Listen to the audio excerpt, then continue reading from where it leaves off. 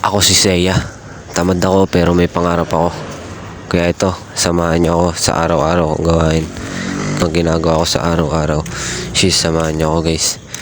Kung mapapansin niyo, tulala na naman ako kasi nakasyabo ko eh. Fast forward, naligaw na nga pala ako. At ito, nagpapandalas na ako magbihis. Kasi late na naman ako. Patay na naman ako sa teacher ko. Lagi na lang akong late. Sasabihin nun, lagi ka nang late, tas wala ka naman natututunan. Kain tulog ka na lang dito sa school. Puro ka na lang ganyan, hindi ka na ba nagsasawa? Sasabihin ko, syempre po hindi. Kasi yun naman po talaga yung pinunta ko sa school eh. Joke lang.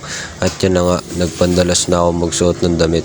Kasi nga, late na ako sobra, tas ang bagal ko pa kumilos. Gusto ko na suntukin yung sarili ko. Joke. Forward, nakabihis na ako. Lumabas na rin ako. Nagsuot na rin ako ng bag. Tumingin-tingin ako sa paligid. Baka may nakakita sa akin. Sabi nun, tang-inan tong bata na to. Parang nakasyabo ah. Joke lang. 2,000 years later. Ganto rin ba minsan yung kantin nyo? Yo, shoutout sa'yo. Putang ina mo, pangit mo. Dapat sa'yo mamatay na lang eh. Gulo-gulo ng kantin namin. Mukhang betlog. Siksikan yung tao. Ay naku, pangit ng kantin na to. Siksikan. Joke lang, baka mabasya ko. Makita pa ng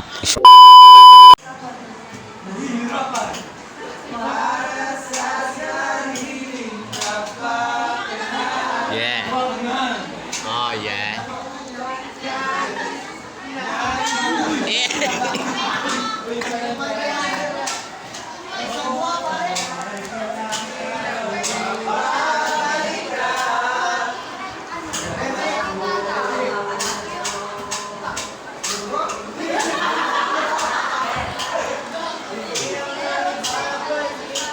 sikat ka sa akin.